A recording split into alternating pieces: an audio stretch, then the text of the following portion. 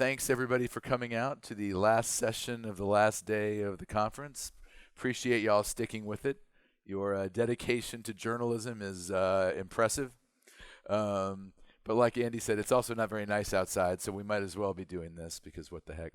So my name is Mark Horvath. I'm a professor at the University of Missouri in the U.S., and I am glad to be with y'all today. Also helping and working with you guys is Andy Laren. Andy is by the pole. You can say hi to everybody. And this is something, so there's an organization in the U.S. called Investigative Reporters and Editors, and NICAR, the National Institute of Computer Assisted Reporting, a horrible name. But it was one of the first places, it was really the first place that taught journalists how to do data work. And I worked at IRI and NICAR for many years. So I've done this a lot, but not that much in Sheets. I'm just warning you. I taught this in Excel forever, and I've done a few. I've started teaching Sheets, but I may occasionally have a hiccup with that. It's slightly different. For those of you who are going, if you're going to use Excel when you get where you're going, or if you have Macs and you're going to use whatever that thing's called on Apple, it's 90% the same. There are a few differences, but for what we're going to do today, it's mostly identical. I'll try to remember to point something out if it's going to be different. So a couple of things, just a couple general thoughts before we get started, right? So even if you've used how many of you guys have used spreadsheets for something before? Yeah, probably almost everybody. So the idea is, though, what we're talking about here, we'll go through, for those who aren't comfortable, we'll talk about how to do all the things. But the idea of training like this isn't just like how to use a spreadsheet, because you could get that on YouTube or whatever you want. It's how to start thinking about using a spreadsheet for journalism, right? That's the difference. How to take data, like learning I'm not into this stuff at all. Like I only learned how to do data because there were stories I wanted to do, and I needed to figure it out as another means to an end. I was never a full-time data reporter, any of that. So to me, the idea was, in the way I think to think about this that's best, is this is one more tool to help you find a story or to help you find a piece of information. And so there's no point in learning how to use software of any kind unless you're going to use it to extract something that you can use to do journalism. And that's what we'll be talking about today. So what I'd like y'all to do is, if you can, hopefully everybody has Google Drive, everyone's got stuff. Okay, if you could just open up create a new spreadsheet, a blank one. So you just go just to go to New, go to Google Sheets, and click on it.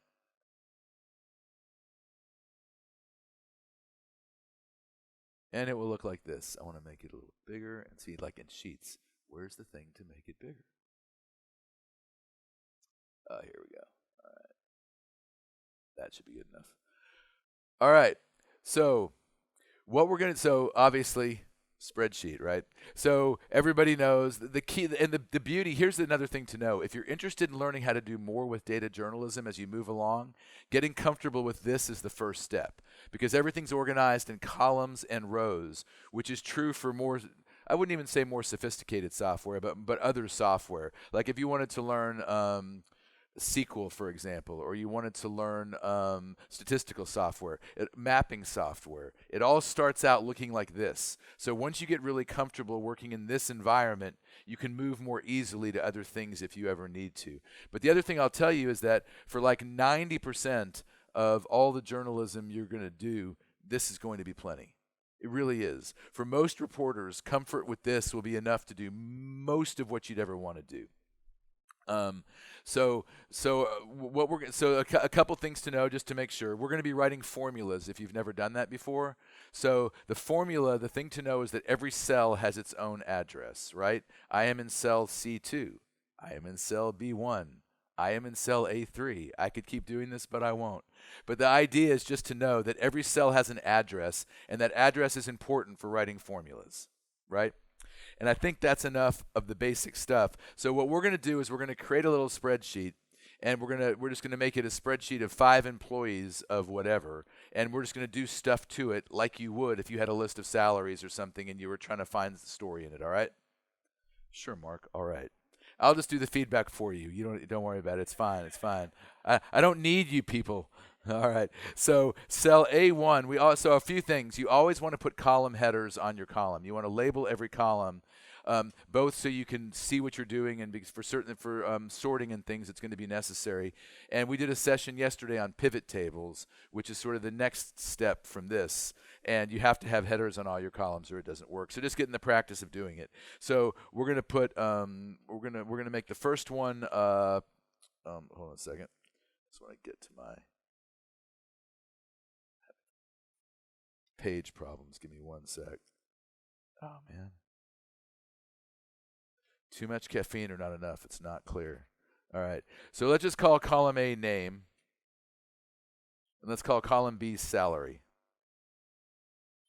Oh, come on in. So name and salary. And then what we're going to do is we're just going to create a list of 5 folks. All right. So Andy can be one of our employees. All right. All right, I need some other names. Who I need more names. I need 4 more names. John. All right, that's creative. Okay, that's good. Okay. All right, well, we'll just do that. John, Mary. We'll just be all right. I'll use little boring American names. That's fine. Sally, and then me, of course, because if we're going to do it, I'm going to be in it. All right. So I just need 5. Those are 5 employees. And now what we're going to do is we're going to give them salaries. A couple of key things to know. When you're doing this, and we're going to be paying them in as if they worked here in Sweden. But we're not putting commas, we're not putting periods, we're just putting the numbers. Sometimes putting in the punctuation messes things up, so it's better not to do that. I'll show you how to format it in a minute. So we're going to give our first employee, Andy, $450,000. This is an annual salary, $450,000. And then we're going to give John $380,000.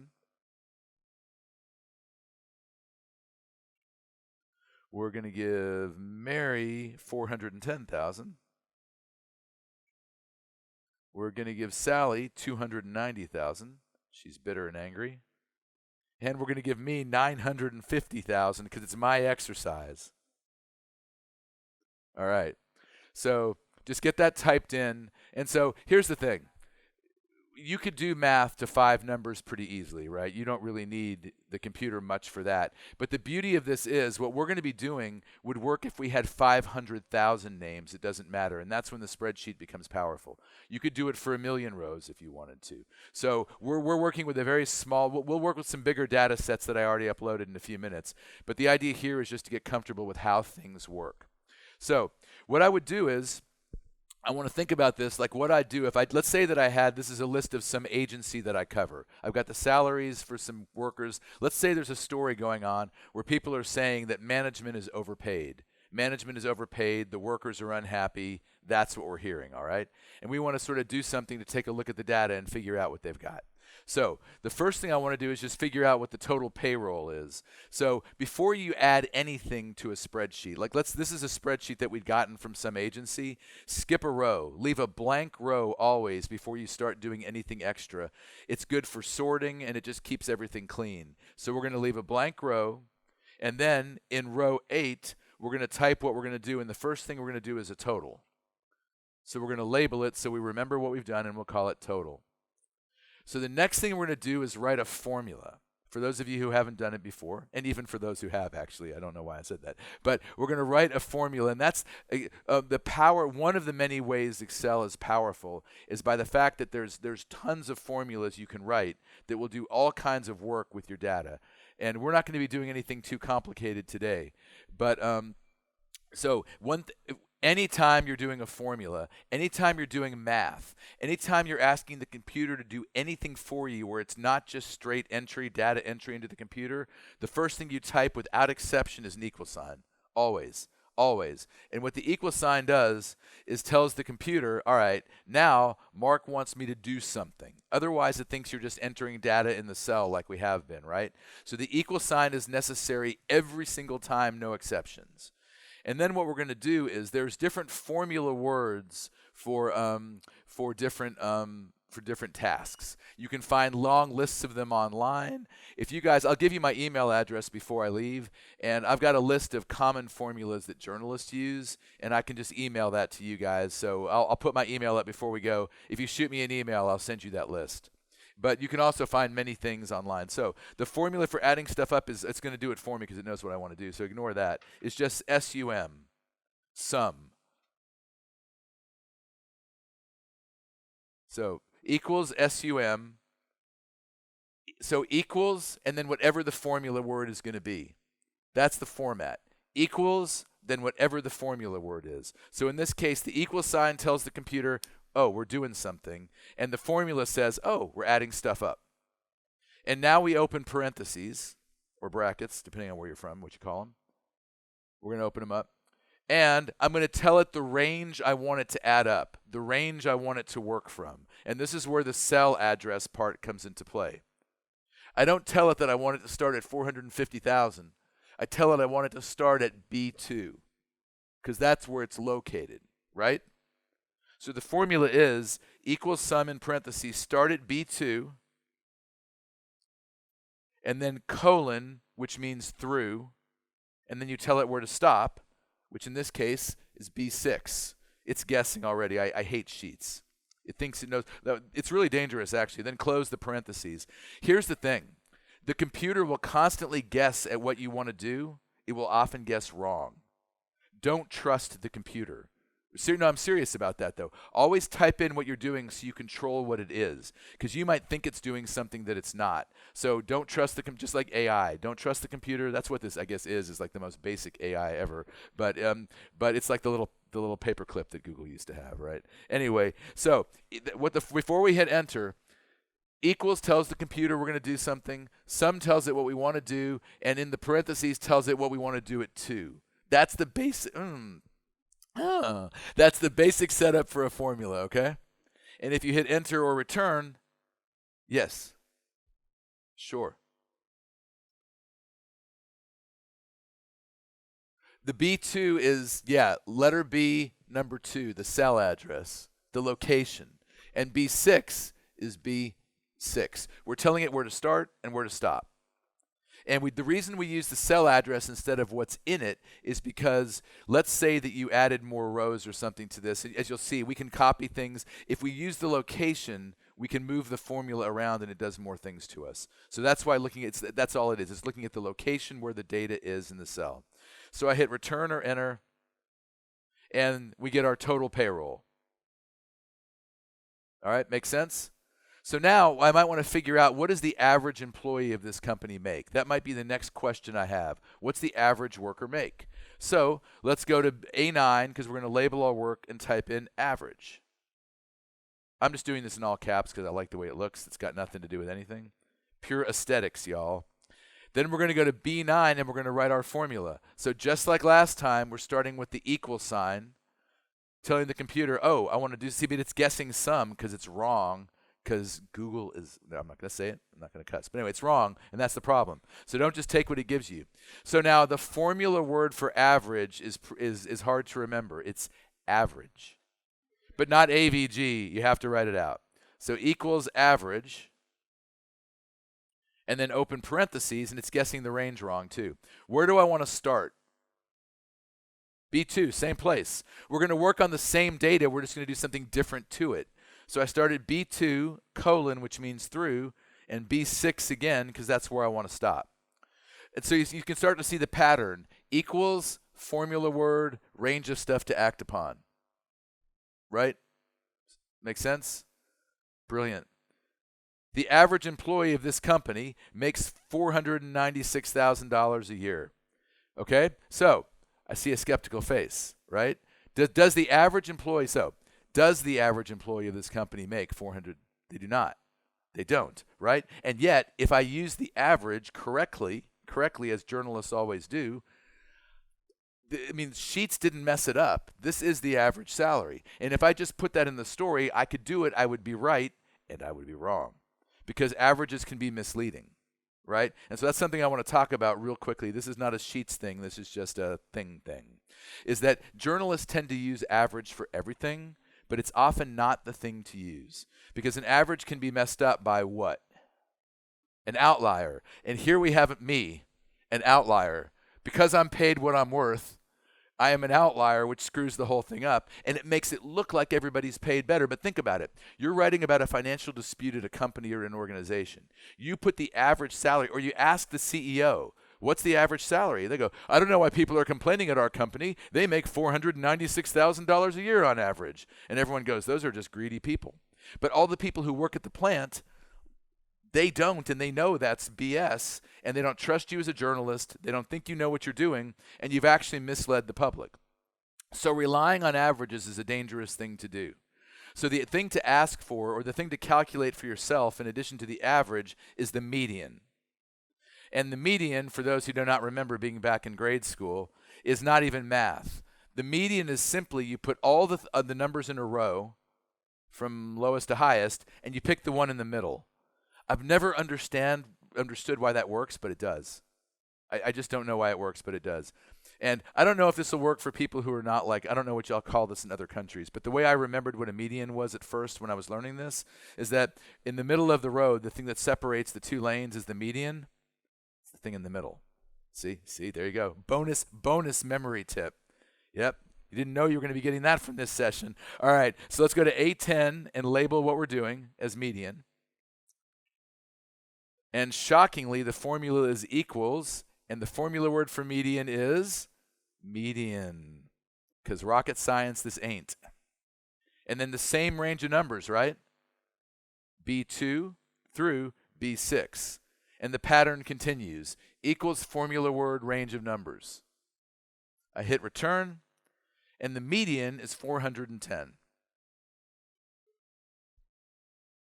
So the average is adding all the numbers up together and dividing by the total number of numbers. And that works. If all the numbers are fairly close or evenly distributed, the average is fine. But the problem with the average is that it can't account for one or two things or a few things being much, much bigger or much, much smaller than all the others, right? And the median wipes that out because this only counts once. It just counts as an item, not as its value. So this number, for these employees, this is a better number to use if you're going to use it, right? Really is. Nothing stops you from needing to say, like if I was going to write the story, and a lot of people I don't like to use median by itself in a story because a lot of people don't know what it is, right? So you can say, I know this is not technically perfect, but the median or typical or median, like middle salary doesn't really help people either, I don't think. But I would write maybe the median or typical salary, or the typical employee makes a salary of around 410, right? But you still would need another sentence. But CEO Mark Horvath makes an unacceptable $950,000. You still need to throw that in there because no number is going to solve for that all by itself. But that's a more accurate number for what people earn, and that's a significant difference, y'all. If you're writing your story, that is a significant difference to tell people how much the average worker makes at a place. Make sense? Cool. Questions, concerns, thoughts, hopes, dreams? All right, I'll keep asking. All right. So in our data, we're going to have next year's salary because we wanted more than 1 year. So let's call it new salary. All right. And let's give our folks some money. So Andy's done a fine job, 470. Andy, thanks for your work. John, who's not here today, has also done fine, 390. Mary, however, 400. We're not very pleased with Mary's work, and we hope she quits. Let's see. Sally, nice work, 330. And me, 105. You know what? I'm worth it. I don't really appreciate the surprise. Come on, y'all. Come on. This class couldn't run without me, y'all. All right. So these are our new salaries. And so the first thing we're going to do is total this up. So let's go ahead and write the formula for total. Then I'm going to show you some faster ways to do this. So what do I have to type first? Equal. Yep.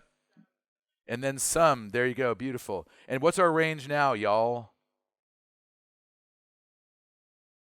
C2 through C6. Perfect. Y'all can take over teaching the class. By the way, y'all is a southern, I'm from the southern U.S. So y'all is like you all, or you guys, or everyone, all right? I can't help it. So that's what that is. You are now learning Texan in addition to Google Sheets. And we have our new sum. Now, ignore what the thing just said it wanted to do, because we don't want to do that. One of the beauties of writing formulas is you can copy the formula and you don't have to rewrite it.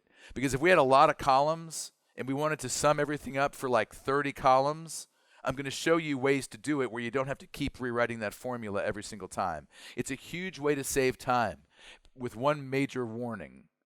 If the formula was written correctly the first time, then copying it is great. All right. If you've messed it up, then it's just going to be wrong everywhere. And that's just one thing I want to remind you, is that using a spreadsheet saves you a lot of time and really does allow you to do a lot of journalism you just wouldn't do on your own. But it does introduce the possibility for lots of errors as well. So always look at your results, make sure they make sense. I often would try to do everything twice. If I did it once and I liked it, I'd redo it and make sure it worked, so I could make sure, that I was thinking it through. As an editor, when I had data reporters, or I had reporters who did data for projects, I would sit with them and they'd have to redo all of their data analysis work while I watched. Caught so many mistakes. But it was important, because I can't look at the results and necessarily tell if it's right or wrong. So I want you to understand that while this is a super powerful tool, it's like anything else. You've got to be really careful and do all the due diligence with this. You do as if someone just tells you something in a quote, you check it. This is this similar idea. You want to make sure you've done it right. All right, so to do the average again, one way to copy the formula, let's click on cell B9 where our average is. And what you're going to see is, what you see is the numbers. But up here on what they call the formula line, that's what's really there. And it's the formula, not the number. Meaning that if I copy this, I'm not copying the number, I'm copying the formula. And that's important. So you can Command or Control C or right-click copy, however you like to copy. Then go to the place we want to move it, which is to column C9, and paste it. And notice that what it pastes is not B2, but it realizes in column C, it fixes the formula for the new column and gives you your new number. Want me to do that again? I shall do that again. You bet. So I go to the cell that I want to copy. In this case, I want to copy the average, so I go to B9. And I do either Control C or right-click copy, whatever you like to do, like in a Word file. I go to cell C9, which is where I want the new average, and I paste it. Oh, Siri, come on, man. All right, so that's one way to copy, but there's an easier and a faster way.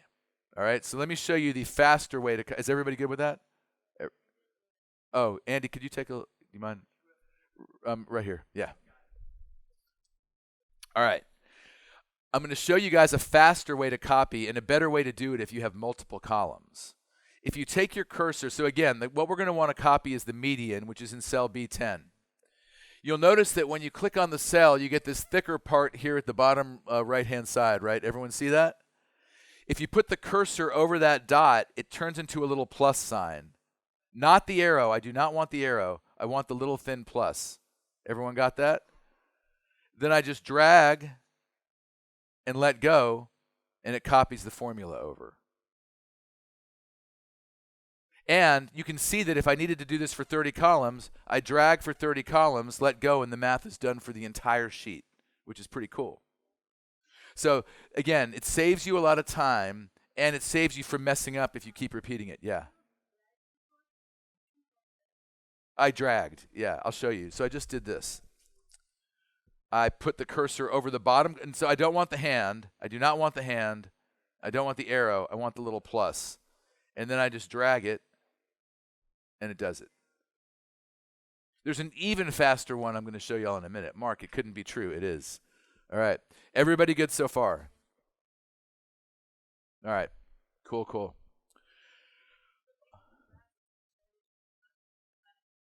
Yeah, what it does is if you drag it, it rewrites the formula for the new column it's in. The B's are replaced with C's, or D's or E's. Right.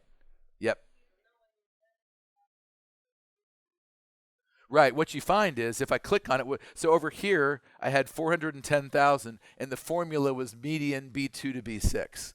When I dragged it over, the formula became median C2 to C6 and gave me the new value for that column. Right? That's what's happening. And the computer just knows to do that. Okay? All right, beautiful. Any other questions? Best class ever. And I've never said that before. No, man. All right, cool. So now we can do some stuff to this. Now there's more stuff we can do to this because we have more data. Like, for example, let's say I'd like to figure out who got the best raise, right? Who got the biggest raise.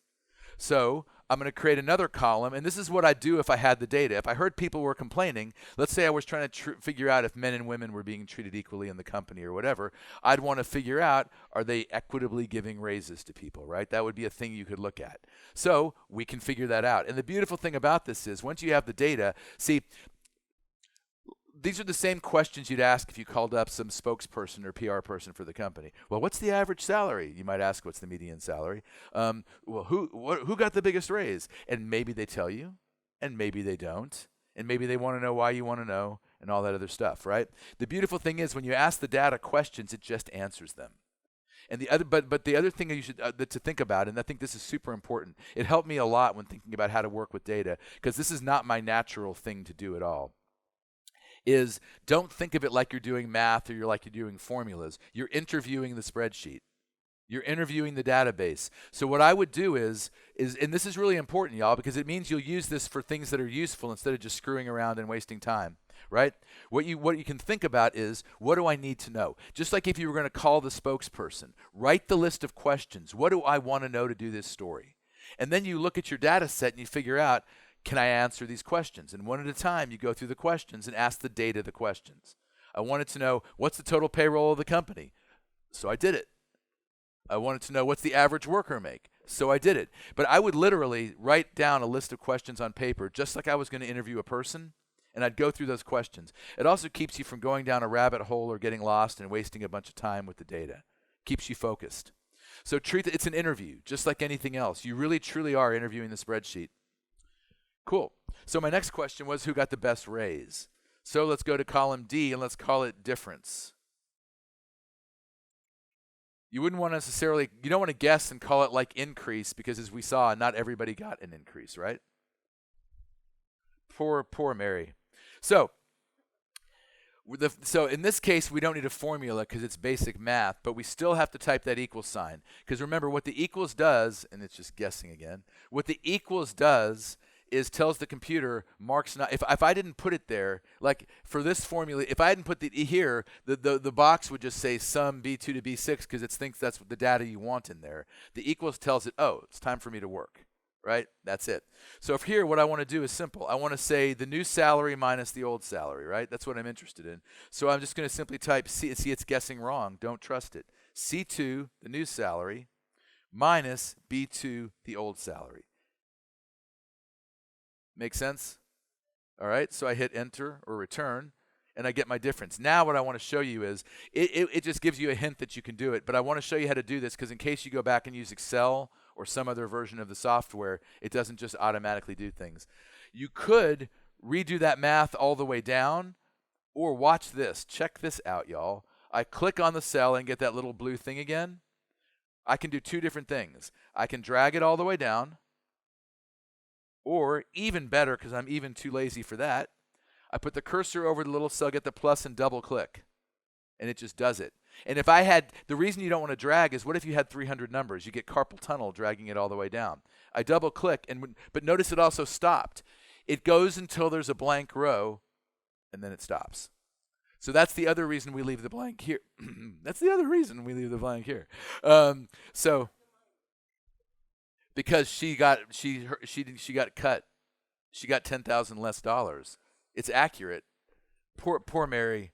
Poor Mary was abused. Right.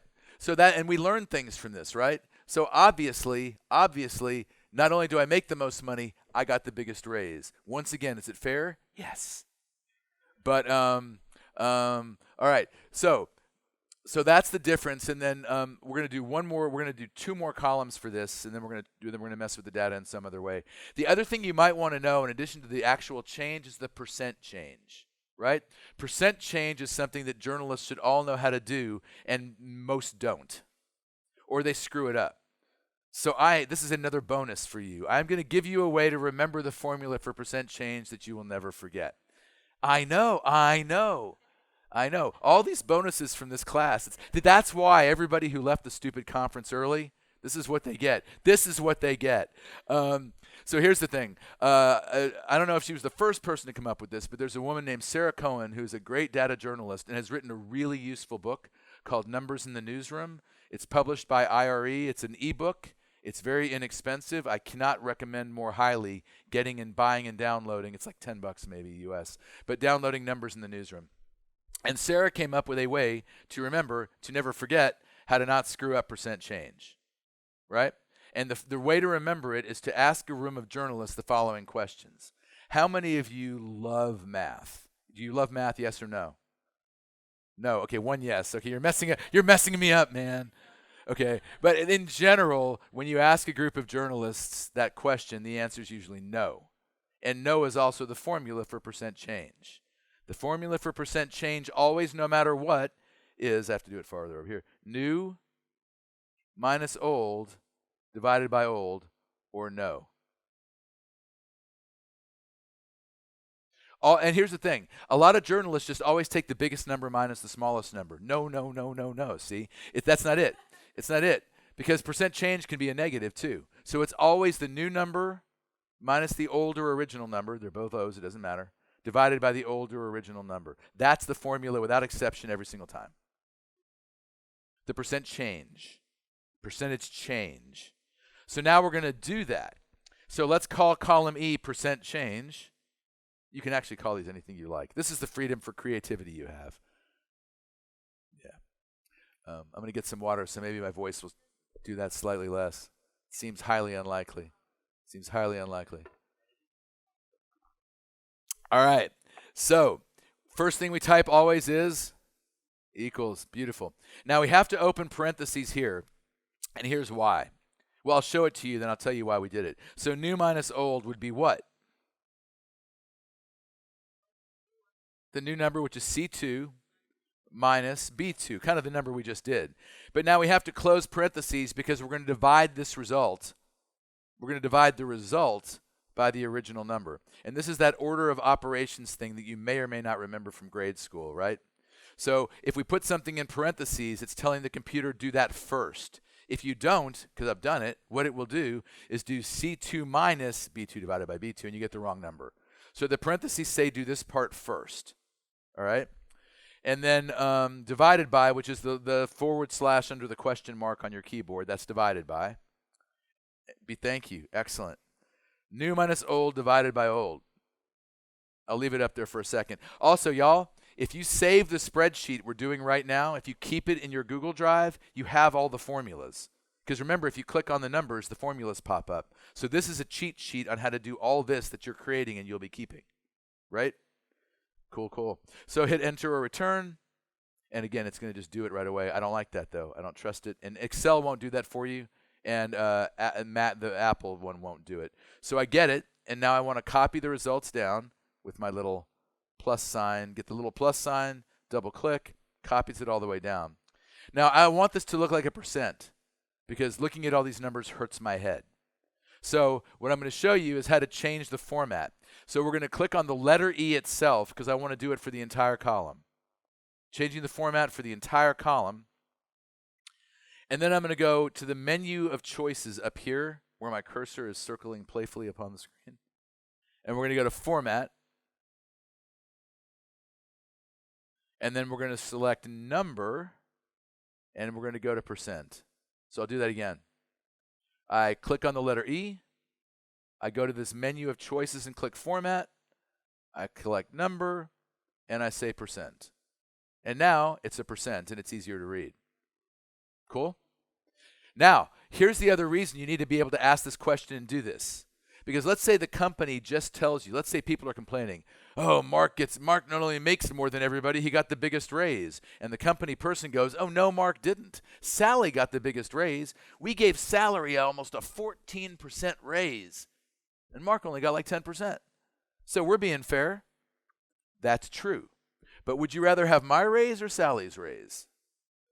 Yeah, because I got 10 grand and she got 4 because my raise is a smaller percent on a bigger amount of money. People can give you whatever statistic they want to tell the story however they like. So the key is if you can do some basic math like this and you get the numbers yourself, you don't have to rely on other people to give you the statistics they want to give you that tell you the story they want to tell you. You decide what's real and what's meaningful, and you give that to your audience. So in addition to being able to do this, it also gives you more control. Whenever I see people who tell me, I don't want to learn how to do that stuff, I don't need to do that, right? It's like these days, especially because there's so much data online and places, this is an essential skill you kind of just have to have. You'll never meet a reporter, well now, I've said this before, but now with some of my students it's not true, but who never says, oh, I just don't want to talk to people. I want to be a reporter, but I don't want to talk to people or interview them. Actually, some of my students probably would say that. But the point is, nobody thinks interviewing isn't an essential skill. This is an essential skill now. So it's not even data journalism, y'all. It's just journalism. The distinction, I was talking with someone at lunch about this. We were talking about how these conferences eventually need to do away with this whole separate track thing and just, put it all together because it makes it feel different, and it's not. It's just another thing you learn how to do, right? For those of you who went to panels to learn how to track money or whatever, it's the same thing. Same thing. All right. So that we have one more formula to do.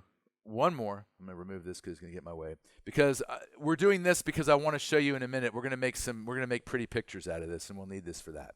So we're going to figure out the percent of the whole. And that can be a fun number. It can be another fun statistic for your story. What it means is how much of the overall salary did one person get? Also really good to use for sports teams and stuff where 1 star makes half the salary or whatever.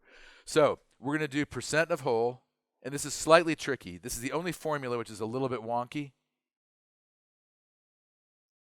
So for those of you that this is a little bit confusing for, don't worry about it. But you remember, you're also going to save it. So for percent of whole, what I want to do is divide the part by the whole. That's how you do it, right? You divide the part by the whole. So I'm going to type equal, and the part, let's do the new salary. We have to pick column A or B or C. We might as well pick C because we're going to work on what they're making now. So that would be C2, the part, divided by the whole, which is what? The total, C8. That's right. C2 divided by C8, right? Brilliant. All right. We'll make it look like a percentage in a second. Go ahead and copy that down for me. So remember, a little plus sign, double click, and it's perfect, right? We're good to go? No, it didn't work. Right. And this is the part I meant. This is the part that's wonky. It didn't work. But I want to show you why it didn't work because you have to think about what the computer's doing. The problem with the computer is it will do whatever you ask it to do, whether it's the right thing to do or not. So here's what happened. We did this. This divided by this because that's the part divided by the whole. We copied the formula down. This,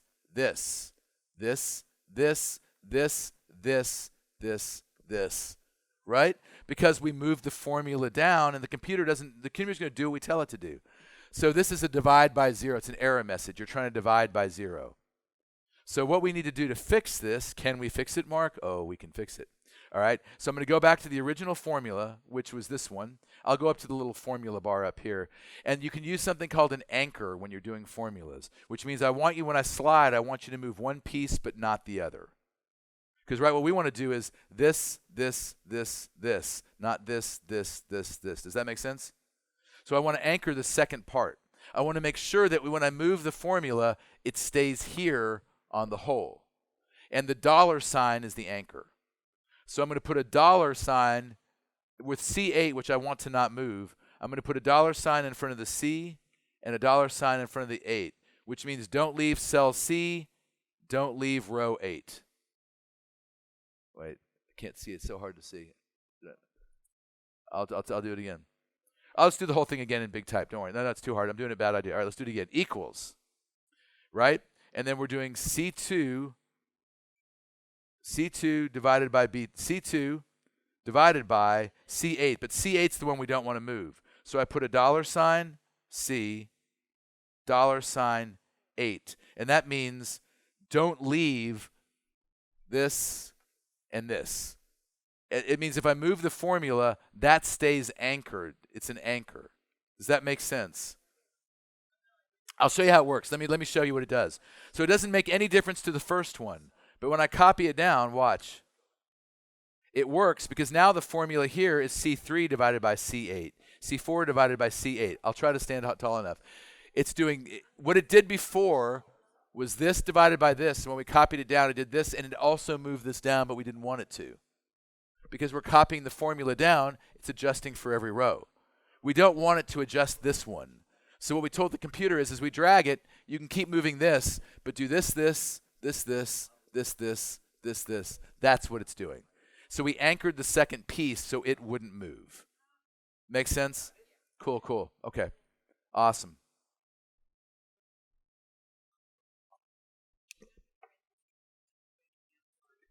No formula and nothing outside, right? You can put actually, if you want to just put them all the time, they wouldn't hurt anything. You just don't need them. They could be there.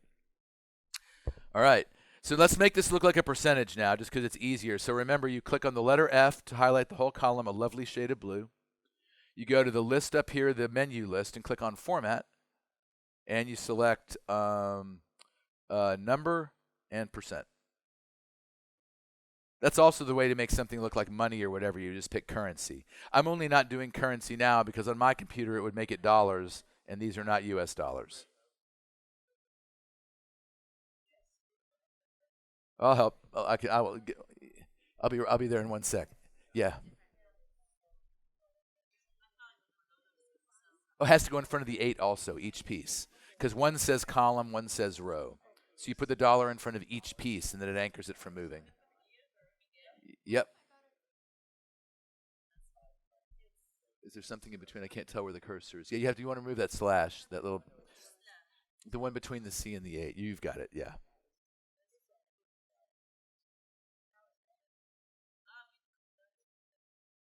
And now it works. So what you're telling it is you want it to stay, you have to tell it, but you actually, in this, technically for this one, it wouldn't leave C, so we just could have put it in front of the 8. I just wanted to show you all how to do it.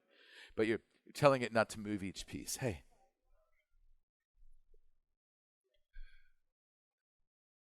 So it's an equal sign, and then what you do is you divide the part by the whole. So the part we're doing the new salaries. So we would do B2. No, I'm C2. I'm sorry. I can't even speak anymore. Divided by, and then what we did was that anchor, because you're going to want to divide it by the total, right? Which is there in C8. So $C. This one you have to type. You can't click on it. You have to type. That shortcut won't work. So yeah, divide C and then $C, $8. And we're doing that so it won't. Do you understand why we're doing it? And then go ahead and hit enter. Right. And then now what it's doing when you move the formula down, it's changing. When you copy it, it's changing for this, but anchoring it there, so it'll keep dividing it out of the same piece, which is what we need for the whole. Make sense? Okay, cool. Thank you. All right, y'all. One last thing we're going to do with this data, and then we're going to try some other stuff. Everybody comfortable with what we've been doing so far? So basically what we've done is some super basic math, formulas. That's really what we've been working on so far. And even if we're gonna do a couple more things, and then you'll know everything you need to do tons of stuff you'll need for basic stories. I just want to show you real quick. A lot of times people want to make graphics, or sometimes seeing things visually is easier for folks. So I just want to quickly show you how to make graphics out of this if you want to. Or do y'all know how already, or would that be helpful to know how to make bar charts, pie charts? Let's do that real quick, and then we'll move on. All right. So again, we don't do it just to do it. You think about what graphics would I want for my story. So one chart that I might want would be a chart comparing the salaries of all the employees, right? A bar chart. And I might include both years. I could include a bar chart, include the employees' names because I'd want to label it, and then the old and new salaries. That's what I'd want for this chart. And you have to think about that before you make the graphic. What data would you need? Like if you were sending it to your graphics desk, for those of you who do that sort of thing, what would you have to send them to make the graphic, right? The computer is just your graphics desk. So what I'd need is this: name, salary, and new salary to make and not this, just this. So we're going to highlight just that part of the data, just this little bit here, because that's all I want for the chart. We good? And then, well, you can't click. You have to like drag. You have to do the, you can't just do the A click thing or you'll get too much. You'll have to start at one of the corners, hold down the mouse, or whatever we call that on the keyboard. Yeah. And then we're going to go to the insert again, and we're going to say chart. The choice chart is about a third of the way down, and we have a chart. Yes, I can. For you, yes. I highlight the data, I go to insert, and I select chart, which is about a third of the way down the list.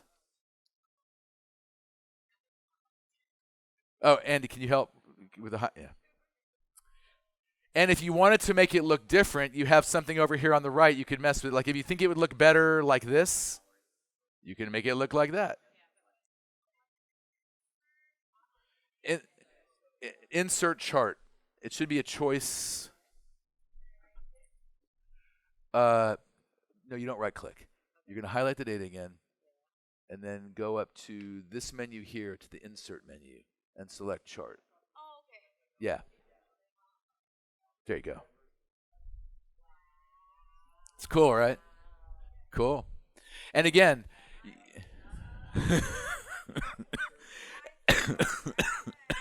and then if you wanted to, you can change it up and mess with it with this menu thing over here. All right? Yeah, it's easier with, yeah, I always have to remember how to do it on my stupid keyboard. So, yeah, one more. What's that?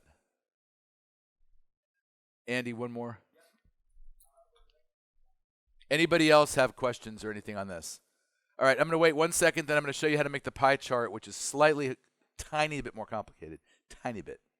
But the chart function is really powerful. Then you can save these. You can export them as JPEGs if you want to, whatever you want to do.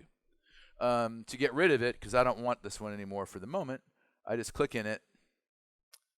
And there should be delete somewhere. Where's the delete? Oh, I'm not online. I lost the web somehow. Trying to connect. Isn't that the story of humanity, though? Aren't we all just trying to? I know. You're welcome, guys. All right. So I'm going to get rid of this. So now the other thing we can make, because we figured out the percent of the whole, you can also make a pie chart because that's what it is, right? It's the pieces of the pie. But the two parts of the data, this is a little more complicated because the two parts of the data that we want for this are the names of the folks and the percent of the whole and nothing in between. These are the two pieces of data that I need to make my pie chart, right? Right.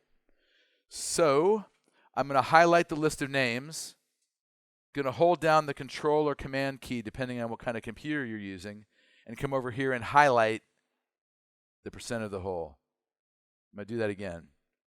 I highlight the list of names, I hold down the Control or Command key, and I highlight percent of whole while skipping all the other numbers in the middle because I'm just grabbing the two pieces I need to make the pie chart.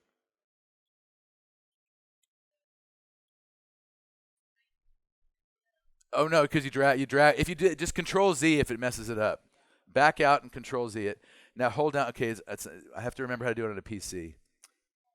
I got it because this is a PC, right? Yeah. So just we want to get rid of. So click in the chart, and then you should be able to delete it. One of the choices should be to delete. Okay. And now highlight, just dragging just the foreign. Yeah, there you go. Now try to hold down the Control key. You might need two keys. I can't remember. Yep, just Control. No, and then slide, then move over to the other column. And highlight. Okay, didn't. Can I try real quick? I have to remember. Do you mind? It's been a while since I've done it on one of these. So I do this. And then I think there might be two keys you have to hold down is the problem. But I'm going to hold down the Control. Is it both, you think? Let's find out. No? Yeah, okay, Control Alt. There you go. So I'm calling down both of those. It's really uncomfortable. But so what you do is, again, you'll want to do this, Control Alt, and then this. Thank you very much. Okay. You're on this. Is this a Mac? Beautiful. Okay.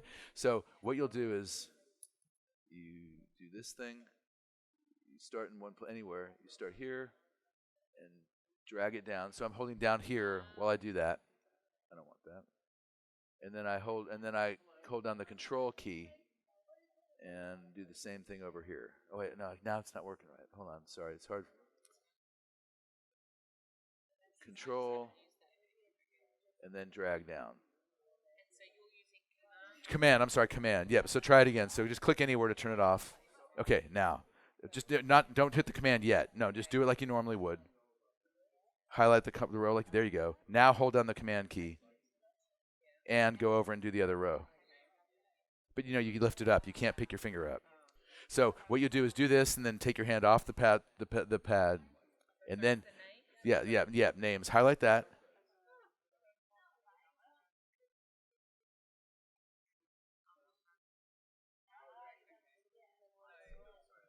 What's up? Yeah, that.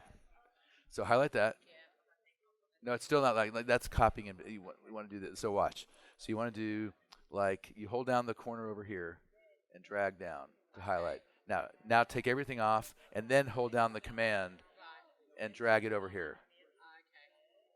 Like that. So I'll hold down the button over here. I'll do it one more time. I'm doing this just to make it highlight the column, bottom left in that. I don't know why it keeps doing that.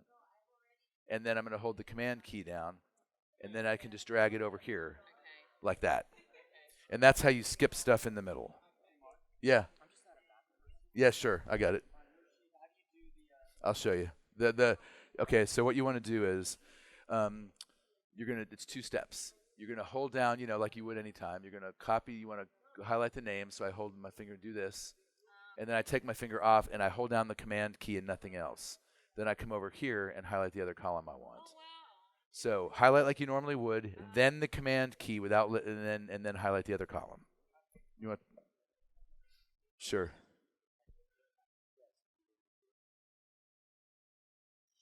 Now hold on. Yeah, there you go. Yeah. All right, y'all. And then if you got this, you're going to go to Insert, Chart, and we get a pie chart. Cool?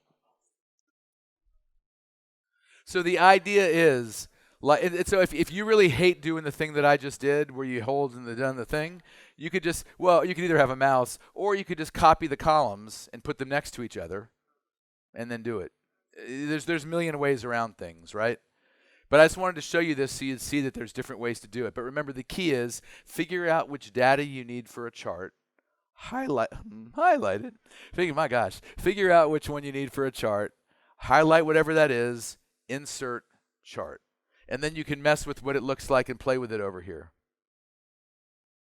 All right. You can save it as a PDF or as a JPEG or some other things, and just and then you can just save it as its own sheet. You can and then do whatever you like with it. All right, I'm going to make it go away in the interest of time, because there's some other stuff I want to do with y'all. All right, so we're done with this sheet that we've been making. All right, beautiful. Everybody's good? We have about 20 more minutes. I want to cover a few more things if we can.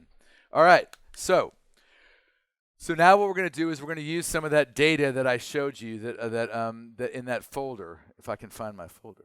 Where did I put my folder? Mine. All right. So if you can go to that Google Drive folder that we had up the address. Oh yeah. Oh, let me throw it back up on the thing real quick. Thanks. That is an excellent point. Is it still up here? I guess. 'Tis. I'll leave this up for just a second for those who don't already have it. It is. So the GIJN has to be uppercase. I didn't know that when I made it, or I wouldn't have done that.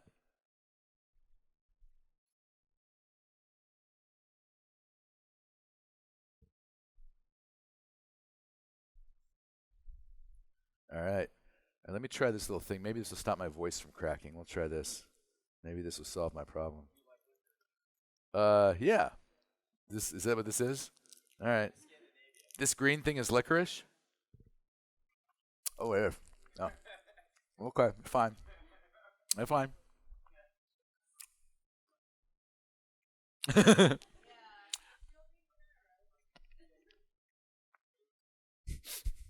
I just want my voice to quit cracking, so I'll for you guys. It didn't work. Now it tastes bad and it didn't work. I'm suffering for my art. All right. It's actually not that bad. All right. So, the data I would like us to mess with next is the one called life expectancy by country. If you would just, if you've made a copy of it or whatever, grab life expectancy by country.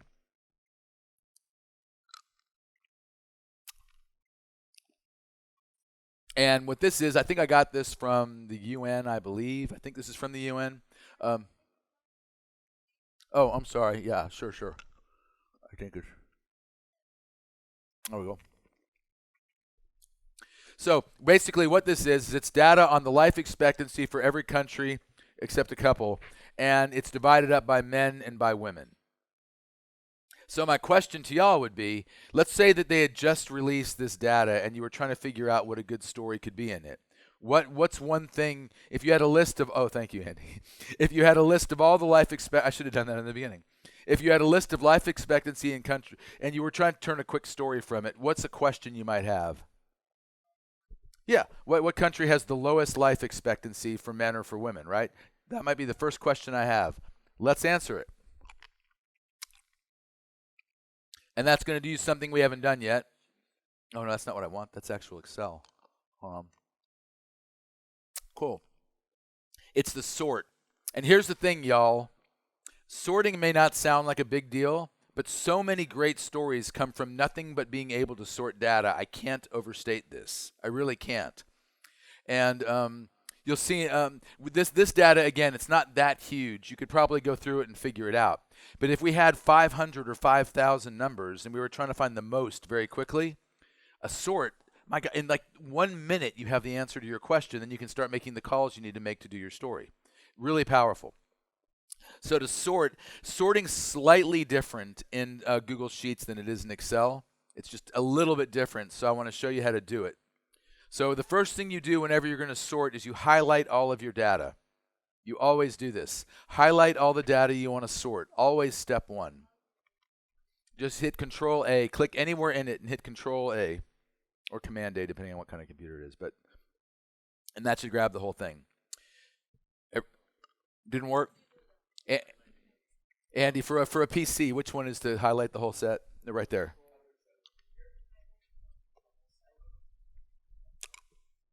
All right. And then we're going to go to that menu we were at before, and we're going to select data. But what we want to do is we want to go to the second choice, and we want to slide to the right and pick advanced range sorting options. This is what we're going to do. So we're going to go to sort range, slide to the right, advanced range sorting options. And when you click on it, you'll get a box that looks like this. Step one, click that data has a header row. Oh, Andy, you want to click this. Otherwise, if you don't click that box, it'll sort the headers with all the rest of the data, right? Because it thinks it's just another row of data. It doesn't know. So that tells it don't include the first row in the sort. And then I tell it which column I want to sort by. I guess we'll do men first, then women. It doesn't matter, only because that's the order they come in, not because I'm a raging sexist. So male life expectancy. And if we want to know the lowest life expectancy, we do A to Z. If we wanted the highest life expectancy, Z to A, right? So I'm going to do it by A to Z and hit sort. And you can see that the country with the lowest life expectancy is the Central African Republic. Did anybody not get that? Do it again. All right. Highlight the data. Go to the menu up here at the top. Select data. Select data. And then we're going to go to the second choice, sort range, the second one. Slide over to the right and pick advanced range sorting options. This guy. I'll leave it up there like this till y'all find it. So we find this, and then we open it. We click data has a header row, and again, that's so it won't sort the first column in. It'll just move all the headers. It'll move all the column titles if we don't. And then I tell it which column I want to sort. We sorted male life expectancy, and we did it lowest to highest. Just for fun, I'm going to do it highest to lowest now so I can see where men live the longest. And notice what happens. When I sort it this way, what do I see? I find out that there are several countries for which they don't have data. This is really important, y'all. I want to really stress this for journalism stuff. This data does not tell me which country has the highest and lowest. It doesn't, because it's not complete. So what you need a sentence. It doesn't mean you can't use it because it's only a few countries, but it does mean you'd need a sentence in your story saying, data analyzing X of X, like, countries, 50 of 55 countries or whatever it is, shows that. Because what if one of these countries has the highest or the lowest? It's not in there. And we don't know. Sorry. Man. If there were too many blank countries, I just wouldn't use the data at all. So another thing you can learn about sorting like this is it allows you to sort of do sort of analyze the data and figure out how good it is, right? So, and sorting is great for that. By sorting it, these guys would have been all spread out throughout the data. By sorting it, I found out there's 1, 2, 3, 4, 5, 6 missing countries. Not fatal, but it could be. So is this making sense? We'll sort more stuff. Yes.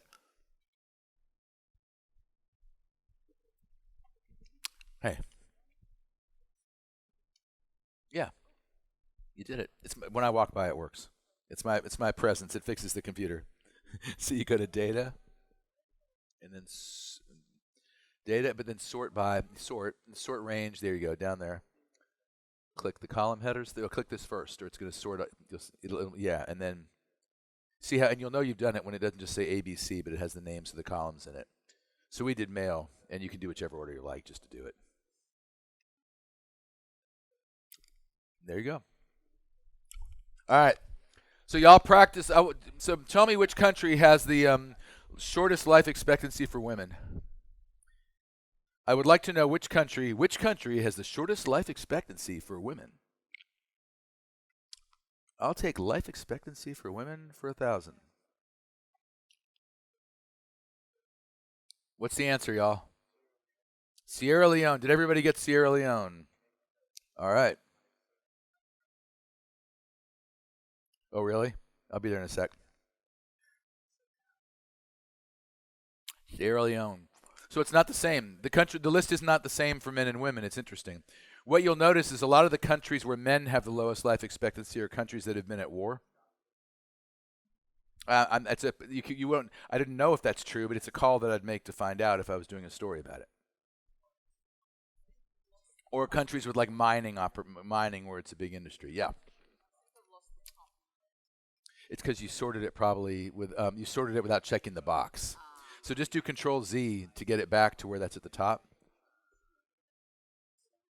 Command-Z, I guess. Is it not working? Because I bet you the headers just got alphabetized in there with everything else. Why isn't the backwards thing working? Weird. Let me look real quick. That's odd. Oh, maybe because it was highlighted. There you go. So when you do the sort, there's going to be the first box says this data has header. Yep, sort range. And then that bottom choice. You have to click that box. If you don't, it thinks that the headers are just more data to sort. That's all. Women, lowest for women. All right. So the idea is, and so look, one thing I didn't say before that I have to say right now, which is super, super, super important. So a lot of this stuff's going to seem maybe not terribly complicated because we're all doing it here together. If you don't touch this for like 2 or 3 weeks and you go back to it, you're going to forget all of it. It's the way it works. It's like a foreign language or something. So here's the thing. This is what I beg of you. If you think this might have value for your life, it doesn't take much time. You'll have this data, right? You have all this stuff and you have the original sheet we did. If you'll take like 10 minutes a day, 3 days a week, and just run through these exercises, it'll sink in. If you don't do it, I promise you, you'll forget. When I was at IRE and NICAR, we do week-long data boot camps where people pay like real money and come to Columbia, Missouri for a week and do 8 hours a day of this for Excel and for something called SQL or whatever else we're teaching, which is a database manager. It's how I learned how to do this. So I led those with the staff, right? We had people come back a year later and pay all that money and take the class again because they'd forgotten. Great business model, but crappy way, it's not what we wanted. So you got to practice. You don't have to practice a lot. What I would really recommend is find some data you're actually interested in and do this stuff with it, Look for stories and stuff. This data, most of this data is pretty recent actually. I think this is actually the most recent data there was. So this would work, but some of the data I have is a little older, yeah. Yes.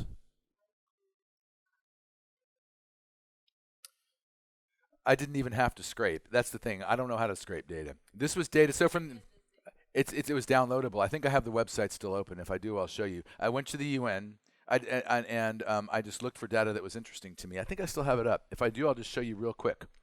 I think I do.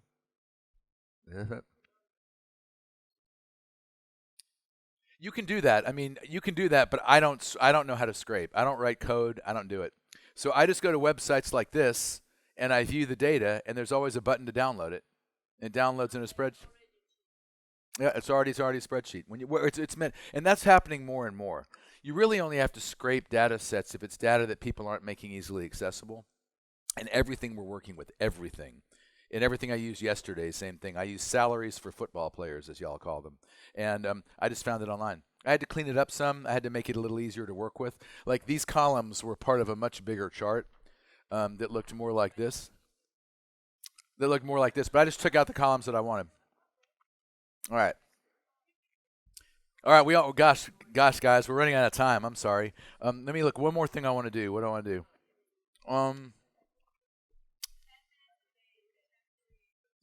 Not even 10 minutes every other day. You'll be fine. All right, let me look at some data because there's one more thing I want to show y'all if we have time. Let me just see what I want to do. I think this will work for it. No. All right, let's do this one. There's one last thing I want to do, guys. So if you guys would open up the top 100 players data. Let me make sure it'll work. Yes, perfect. Top 100 players. This was data I just downloaded from the web. Actually, I just copied it. For this one, there wasn't a download button. So all I did, I went to the website. I highlighted all the 100 players in their data, copied it, and pasted it into the Google Sheet. And it worked. It doesn't always, but it did with this. Yeah. Yeah.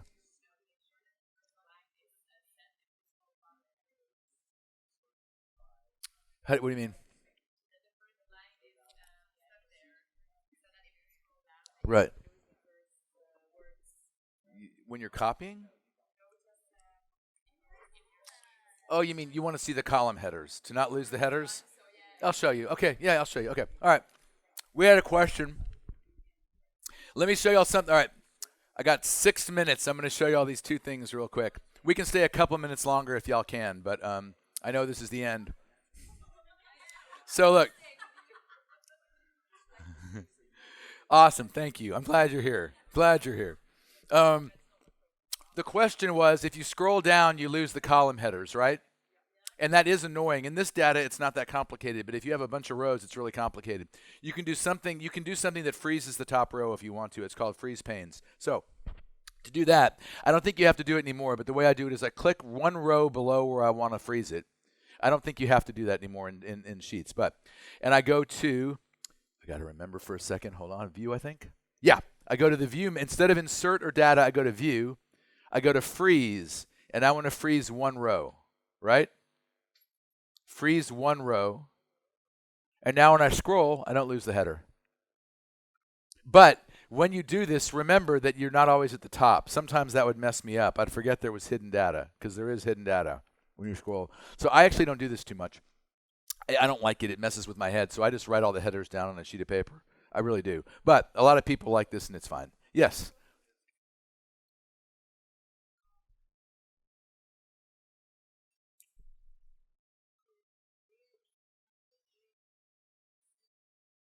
Mm-hmm.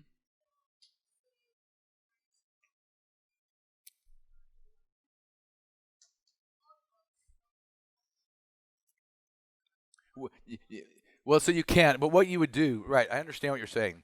What I would do is you can make copies of the data and copy it into a new, like Andy will show you that you can make new sheets, right? But I want to keep going for the rest of the class, but Andy, if you'll show that. All right, so I'm going to unfreeze it just because it hurts my head, but it's up to y'all. I don't know why. It just does. And then I'm going to unfreeze it by clicking on it again. All right, so the last thing I want to show you, this data, and this is data y'all can play with on your own too, right? But let's say that I only care about one country, right? Let's say I only want the players from Germany. I'm a German journalist, and I only want to see the highest paid soccer players from Germany. There's one more thing I can do, and that's called the filter. So we're going to filter real quick, all right? Sure, Mark.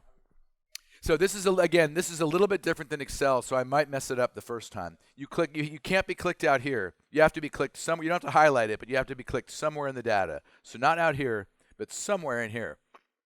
And then I go to, I go to data and create, which one is it? Yeah, create filter. Hit data and create filter. And when that happens, what you're going to notice is that by all of your column headers, you got a little upside down triangle. See that? Like right here, here, here. Everyone get that? That means the filter is on. And what you can do with the filter, we just wanted the German soccer players. So I have to go to the column that has nation. I click on that little triangle for the filter, and I get this box. Everybody good? Now you'll see that right above this, it says select all or clear. Click clear. Then scroll down to just the one or ones. You can do as many as you want. And click the ones you want. And hit OK. And suddenly I just have the German players. Germany. I hope. So, but there's one more thing. There's one last piece I need to show you from this that's really important. So, where this is useful is if you have like hundreds or thousands of items, for example, and you just want the ones from your country or from a certain company or from a certain whatever, this pulls everything out super quickly. So the filter is really valuable. But now notice something. When I go to the numbers over here, they're not in numerical order anymore because what the filter has done is hidden the data, but it's all still there. Does that make sense? So here's what I can't do. Let's say I wanted the total salary of all the German players. Here's what I cannot do. Definitely, it'll let you, but don't do it. So y'all don't do this, just watch. I could come here, and I could get equals. Let's see. G8 through G97. Oh, wait. What's that? No, I'll show you in a second. That looks like it's going to work, right? Because it looks like what we did before. And it's going to give me a number, but it's going to be the wrong number. Does anybody know why? Yeah, because the other numbers are hidden. And it's going to add up everything between that range, even though my eyeballs can't see it.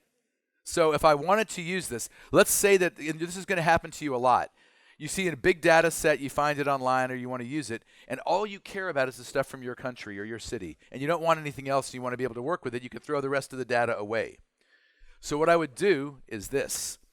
I would highlight all the data, Control A to highlight the data, and I'd copy it. But now just watch me first. Don't do it or you're going to mess it up. Copy the data, and now to create a new page within the spreadsheet, you can click on the plus sign over here, and it gives me a new page. So I'm opening up a new page. But now instead of pasting, this is really important. Instead of just pasting it, I'm going to right-click, paste special, and then pick the very top choice. Paste special values. And what that does is it just takes the surface that you see, gets rid of everything behind it. So it's just taking what you see with your own eyes. That's what values means. And when I do it, watch.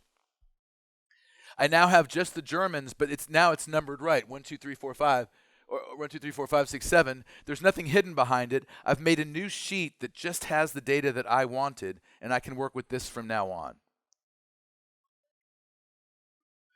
Well, because if I do, here's the problem. If I go back to the original data, the reason I'd want to do it is, let's say all I care about is German soccer players because I write for a German publication. I don't care. This is what I wanted. I want to analyze the German ones, right?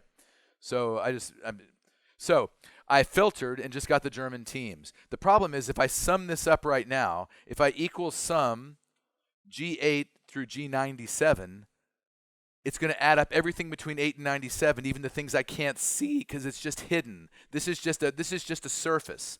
So what we did was we copied and pasted values into a new sheet, and no longer a surface, it's all that's left. And now I can work with it. Make sense? It's the last thing I'm going to ask y'all to remember, because we've gone a little long. But does that make sense to everybody more or less, maybe? I'll show you again. So basically, I'll do it one more time. Yep, I'm going to do the whole thing one more time. The whole dang thing one more time. No, not that much. Oh, yeah, I did. Yes, that much. Okay. I want to, so I'm going to data. Yeah, the filter's on. Do y'all remember? Let me turn that off too. I'll just turn it off and do the whole thing. So we're starting over. All I care about is the German soccer players in this because that's all I want. So I'm going to click somewhere in the data, and I'm going to go to the menu, the drop-down menu, data, and create a filter. It's the one right below sort. Just create a filter. And it turns on the filter, which is those little triangles that are next to every column. And then because I want the German players, I go to the column called Nation, because that's where it says it. I click on the little triangle, and I get this box. See it? And now what I want to do is clear out everything and just pick the pieces I want. Does this make sense? I'll just walk over there in a second if you want. But no, it's a useful thing. So I just pick the Germans. And now all I got is Germans. But again, if I added this up, it wouldn't work. So what I'm going to do is I'm going to copy it all, open up a new sheet, and then instead of just pasting it, instead of just hitting Control-V or paste, which would just paste the same thing with all the data in it, I'm going to right-click and select Paste Special instead of Paste. Then all you have to remember is it's the very top choice, paste values. It's the first one in the list. And what that means is I'm just getting the picture at the top, the surface, and none of the junk that was hidden behind it. By the way, if you ever copy data from a web page that has lots of links in it and stuff and you don't want them, this is what you do. Removes all the web links and everything and just gives you the words you saw. Right? Same idea. Value zone. Yep. That's it. All right, I'll stick around for anybody who wants to talk about individual stuff. Otherwise, I've kept you guys a little long. Thank you all so much. Thanks. Thanks for coming to the conference, y'all. It did. I know. Y'all think that candy's gross, but it saved our panel. That disgusting candy saved our panel. Oh, yeah. Let me put I've also got cards up here if anybody wants them. I'll put out cards too. But my email is, and I got some cards if anybody would like them.